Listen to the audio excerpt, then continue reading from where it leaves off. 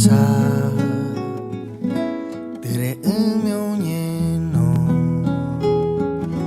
imo ai wiotopa hekove añumi.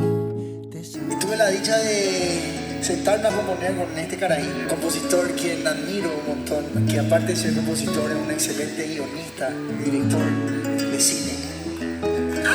Y nuestro amigo, tenemos la suerte.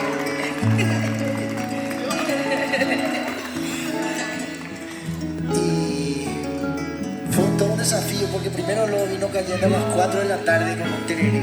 Yo nunca compuse con un tereré.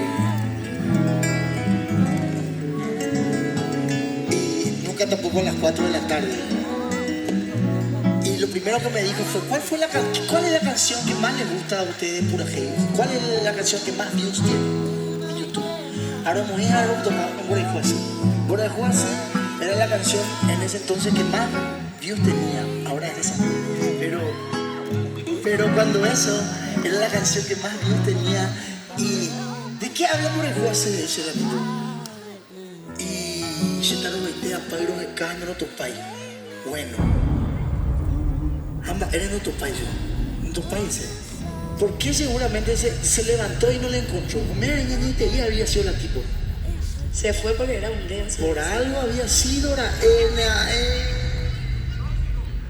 Un tóxico. Machirulo. Ese sí que no merece.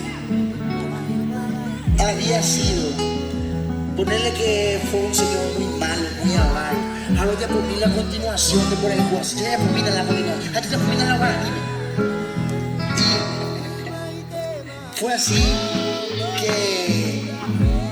que empezó a desemprender una anécdota ficticia de este señor que nunca existió obviamente, pero estamos seguros que en algún lugar ha de estar.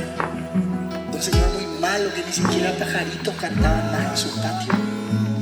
Esta canción está escrita totalmente en guaraní del señor Néstor Amarilla y quienes habla para Pura Hey Soul. Esta canción se llama Maitema Pico.